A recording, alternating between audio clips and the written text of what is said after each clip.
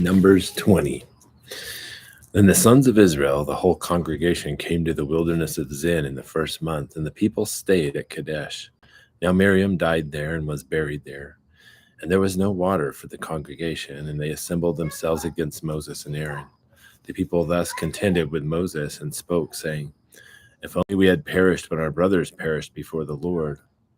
Why then have you brought the Lord's assembly into this wilderness, for us and our beasts to die here? And why have you made us come up from Egypt to bring us into this wretched place? Is it not a place of grain or figs or vines or pomegranates, nor is there water to drink? Then Moses and Aaron came in from the presence of the assembly to the doorway of the tent of meeting and fell on their faces, for the glory of the Lord appeared to them. And the Lord spoke to Moses, saying, Take the rod, and you and your brother Aaron assemble the congregation and speak to the rock before their eyes, that it may yield its water. You shall thus bring forth water for them out of the rock, and let the congregation and their beasts drink. So Moses took the rod from before the Lord, just as he had commanded him. And Moses and Aaron gathered the assembly before the rock. And he said to them, Listen, you rebels, shall we bring forth water for you out of this rock?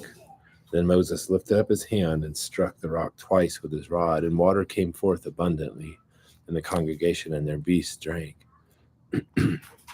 But the Lord said to Moses and Aaron, Because you have not believed me, to treat me as holy in the sight of the sons of Israel, therefore you shall not bring this assembly into the land which I have given them. Those were the waters of Meribah, because the sons of Israel contended with the Lord, and he proved himself holy among them. From Kadesh Moses sent messengers to the king of Edom. Thus your brother Israel has said, You know all the hardship that has befallen us, that our fathers went down to Egypt, and we stayed in Egypt a long time, and the Egyptians treated us and our fathers badly. But when we cried out to the Lord, he heard our voice and sent an angel and brought us out from Egypt. Now behold, we are at Kadesh, a town on the edge of your territory. Please let us pass through your land. We shall not pass through the field or through the vineyard. We shall not even drink water from a well.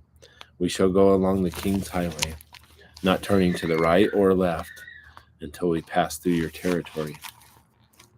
Edom, however, said to him, You shall not pass through us, lest I come out with a sword against you. Again the sons of Israel said to him, We shall go up by the highway, and if I and my livestock do drink any of your water, then I will pay its price. Let me only pass through on my feet, nothing else. But he said, You shall not pass through. And Edom came out against him with a heavy force and with a strong hand. Thus Edom refused to allow Israel to pass through his territory. So Israel turned away from him.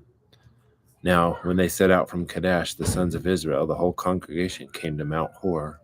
And then the Lord spoke to Moses and Aaron at Mount Hor by the border of the land of Edom, saying, Aaron shall be gathered to his people, for he shall not enter the land which I have given to the sons of Israel, because you rebelled against my command at the waters of Meribah.